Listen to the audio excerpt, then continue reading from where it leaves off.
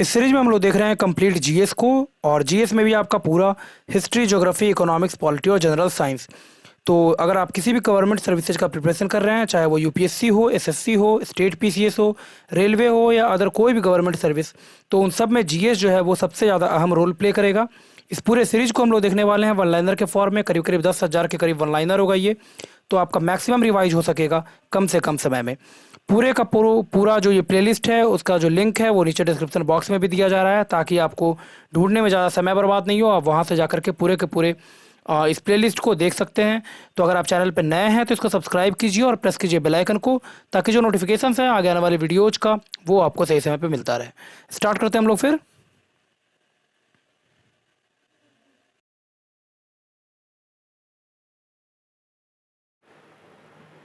तो last video में हम लोगों ने देखा था कृष्ण क्रांति जो है उसका जो संबंध है वो है पेट्रोलियम के उत्पादन से। कृष्ण क्रांति यानी ब्लैक रिवॉल्यूशन। ठीक है, अब आगे मूव करते हैं। तो ब्राउन क्रांति ये संबंधित है आपका गैर परंपरागत ऊर्जा से। सुनहरी क्रांति का संबंध है फल के उत्पादन से। सभी क्रांतियों का सम्मेलन कहलाता है इंद्रधनुषी क्रांति। प्रत्यक्ष कर है आयकर, डायरेक्ट टैक्स।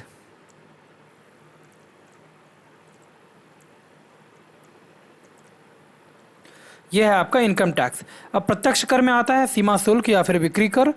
कर ढांचे में सुधार के लिए गठित समिति थी, वो उसका नाम है चलैया समिति, और ये इस्टेब्लिश किया गया था साल 1991 में। तो चलैया समिति का संबंध किससे है? तो कर ढांचे में सुधार से संबंधित है चलैया समिति। नेक्स्ट है भारत में जीएसटी लागू किया गया 1 जुलाई 2017 से। जीएसटी है अप्रत्यक्ष एवं गंतव्य आधारित कर। जीएसटी सर्वप्रथम लागू किया गया फ्रांस में। जीएसटी को लागू किया गया है 101वें संविधान संशोधन के द्वारा। जीएसटी परिषद की स्थापना होती है 12 सितंबर 2016 को।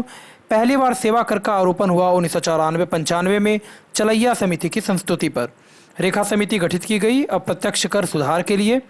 मांचू समिति का संबंध है प्रत्यक्ष कर जांच से। सर्विस टैक्स को वसूलता है आयकर विभाग। वह स्थिति जिसमें वस्तुओं के मूल्य जो हैं वो बढ़ते हैं और मुद्रा का मूल्य गिरता है, उस कंडीशन को बोला जाता है इन्फ्लेशन या फिर मुद्रास्फीति। भारत में मुद्रास्फीति की माप है थोक मूल्य सूचकांक के द्वारा नापा जाता है भारत में इन्फ्लेशन के रेट को। नेक्स्ट है वर्तमान में थोक मूल्य सूचकांक का आधार वर्ष है 2011-12। मुद्रास्फीति से हानि होता है देनदार को। मुद्रास्फीति से लाभ होता है हमेशा जो व्यक्ति ऋण जो है वो लेता है, उसको हमेशा मुद्रास्फीति में इन्फ्लेशन के समय में लाभ होगा। भारत में वित्तीय घाटे का मौद्रीकरण प्राप्त किया जाता है सरकार के द्वारा ऋण लेकर। ग्रसम का नियम जो है वो संबंधित है मुद्रा के प्रचलन से। कानूनी मुद्रा को कहा जाता है फ्लैट मनी। प्लास्टिक मनी कहा जाता है क्रेडिट कार्ड को। मुद्रा आपूर्ति की सर्वाधिक तरल माप है M1 प्रकार की जो मुद्रा है वो सर्वाधिक तरल है। मुद्रा आपूर्ति की सर्वाधिक तरल माप M1 कैटेगरी की मुद्रा। मुद्रापूर्ति में विस्तृत मुद्रा कहलाता है M3। गिल्ड और बाजार का संबंध है सोना और चांदी से। विश्व में मुद्रा की मौद्रिक प्रणाली जो है वो अपनाई गई साल 1790 में। मुद्रा अवमूल्यन का उद्देश्य होता है निर्यात को बढ़ावा तथा आयात को कम करना। जब कभी भी डिफ्लेशन होगा, मुद्रा का अवमूल्यन होगा, तो उस कंडीशन में निर्यात जो है उसको, एक्सपोर्ट को वो इंक्रीज किया जाएगा और जो इम्पोर्ट है उसको हमेशा डिक्रीज किया जाएगा। निर्यात को एवं आयात को वित्तीय सहायता प्रदान करता है निर्यात आयात बैंक या फिर EXIM bank, export import bank. Next इसके बाद निर्यात आयात बैंक की स्थापना की गई 1 जनवरी 1982 में। और 1982 में एक और इम्पॉर्टेंट इस्टेब्लिशमेंट हुआ था, वो था नाबार्ड का। 12 जुलाई 1982 को शिवरामन समिति की रिपोर्ट पर। भारतीय जीवन बीमा निगम की स्थापना होती है 1 सितंबर 1956 को। निर्यात आयात बैंक की स्थापना 1 जनवरी 1982। भारतीय जीवन बीमा निगम की स्थापना 1 सितंबर 1956 और नाबार्ड की स्थापना होती है 12 जुलाई 1982 को शिवरामन समिति की रिपोर्ट पर। और 5 ईयर प्लान कौन सा रहता है उस समय? तो 6th 5 ईयर प्लान में, 6ठी पंचवर्षीय योजना में नाबार्ड की स्थापना। भारत में सरकारी समितियों का ढांचा है त्रिस्तरीय। नकदी में प्राप्त मजदूरी कहलाती है मौद्रिक मजदूरी। पूंजी साधन का प्रतिफल होता है ब्याज। आर्थिक वृद्धि का अर्थ उत्पादन में वृद्धि से है। भारतीय रिजर्व बैंक की स्थापना होती है 1 अप्रैल 1935 को। राष्ट्रीयकरण इसका किया गया 1 जनवरी 1949 को। तो जब कभी भी भारतीय रिजर्व बैंक की स्थापना पूछे तो उसका आंसर होगा 1 अप्रैल 1935। और इसको जो नेशनलाइज किया गया रिजर्व बैंक ऑफ इंडिया को, वो है 1 जनवरी 1949। नेक्स्ट है भारतीय रिजर्व बैंक की स्थापना की गई हिल्टन आयोग की सिफारिश पर। देश का सबसे बड़ा सार्वजनिक व्यापारिक बैंक है भारतीय स्टेट बैंक या फिर स्टेट बैंक ऑफ इंडिया, और इसकी स्थापना जो है वो की गई थी 1 जुलाई 1955 को। भारत में बैंकों का राष्ट्रीयकरण किया गया है हजारी समिति की रिपोर्ट पर। 14 बड़े व्यापारिक बैंकों का राष्ट्रीयकरण किया गया 19 जुलाई 1969 को। नरसिम्हन समिति संबंधित है बैंकिंग सुधार से, ये संबंध रखता है नरसिम्हन कमेटी। गाइपोरिया समिति का संबंध है बैंक में ग्राहक सेवा सुधार से। आरबीआई अपने अनुसूची बैंकों को जिस दर पर ऋण उपलब्ध कराता है वह कहलाता है क्या? बैंक दर। बैंक आरबीआई द्वारा निर्धारित राशि को जब प्रतिभूति के रूप में अपने पास रखता है तो वो कहलाता है वैधानिक तरलता दर या फिर स्टैट्यूटरी लिक्विडिटी रेशियो। और बैंक दर वह दर जिस पर आरबीआई अपने अनुसूची बैंकों को ऋण जो है वो उपलब्ध कराता है। नेक्स्ट है इसके बाद, बैंक आरबीआई द्वारा निर्धारित राशि को जब नकद अनुपात में आरबीआई के पास जमा करे तो वो कहलाता है सीआरआर या फिर कैश रिजर्व रेशियो, नगद आरक्षण अनुपात, कैश रिजर्व रेशियो, ठीक है, या फिर इसको बोला जाएगा सीआरआर। बैंक आरबीआई के द्वारा निर्धारित राशि को जब नगद के रूप में कैश के रूप में आरबीआई को जब रखा जाएगा बैंक के द्वारा, उसको बोला जाएगा सीआरआर या फिर कैश रिजर्व रेशियो, ठीक है। नेक्स्ट है इसके बाद, मौद्रिक नीति की घोषणा भारतीय रिजर्व बैंक के द्वारा की जाती है प्रति 6 माह के लिए।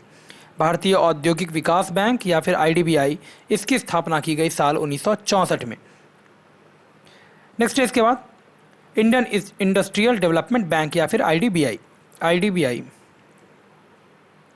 इसका जो इस्टेब्लिशमेंट है वो कब किया गया? 1964 में। बजट पूर्व आर्थिक समीक्षा प्रस्तुत की जाती है लोकसभा में। बाजार के नियम के प्रतिपादक थे जेवी से। सरकारिया आयोग का गठन किया गया 1983 में। बम्बई स्टॉक एक्सचेंज की स्थापना होती है साल 1875। राष्ट्रीय स्टॉक एक्सचेंज की स्थापना हुई 1991 में फेरवानी समिति के द्वारा। बहुत इंपॉर्टेंट है ये सब। 1991 में फेरवानी समिति के द्वारा रिकमेंड किया गया था। राष्ट्रीय स्टॉक एक्सचेंज की स्थापना होती है कब? साल 1991 में फेरवानी समिति के द्वारा। भारत में शेयर बाजार का प्रमुख नियंत्रक है सेबी या फिर stock exchange board of India. भारतीय प्रतिभूति एवं विनिमय बोर्ड, इसकी स्थापना होती है 12 अप्रैल 1988 में एस.ए. दवे समिति की अनुशंसा के ऊपर। ये जो समितियां हैं ये बहुत इंपॉर्टेंट है इकोनॉमिक्स में, इसको बिल्कुल ध्यान रखिए। एस.ए. दवे समिति के रिकमेंडेशन पे इस्टेब्लिश होता है 12 अप्रैल 1988 को भारतीय प्रतिभूति एवं विनिमय बोर्ड, IBRD। नेक्स्ट है इसके बाद, भारतीय खाद्य निगम की स्थापना या फिर फूड कॉरपोरेशन ऑफ इंडिया की स्थापना होती है साल 1965 में। खाद्य एवं कृषि संगठन की स्थापना 10 अक्टूबर 1945 को। विशेष आर्थिक जोन पारित किया गया साल 2005 में। सत्यम समिति संबंधित है वस्त्र नीति से। सिडबी या फिर small industrial development bank of India, तो सिडबी, इसकी स्थापना होती है अक्टूबर 1990 में। Small industrial development bank of India, SIDBI, इसकी स्थापना होती है अक्टूबर 1990 में। लघु उद्योगों में सुधार से संबंधित है आबिद हुसैन समिति। स्वतंत्र भारत में प्रथम औद्योगिक नीति शुरू हुई 6 अप्रैल 1948 को। भारत का सबसे बड़ा जो उद्योग है वो है सूती वस्त्र उद्योग। तो इस वीडियो में यहीं पे छोड़ते हैं, मिलते हैं नेक्स्ट वीडियो में। और अगर आप चैनल पर नए हैं तो इसको सब्सक्राइब कीजिए और प्रेस कीजिए बेल आइकन को, ताकि जो नोटिफिकेशंस हैं आगे आने वाले वीडियोज़ का वो आपको सही समय पे मिलता रहे। पूरे के पूरे प्लेलिस्ट का और हर एक पार्ट का जो लिंक है वो नीचे डिस्क्रिप्शन बॉक्स में दे दिया जा रहा है, तो वहाँ पर भी जा करके आप इस पूरे प्लेलिस्ट को देख सकते हैं। मिलते हैं नेक्स्ट वीडियो में, धन्यवाद।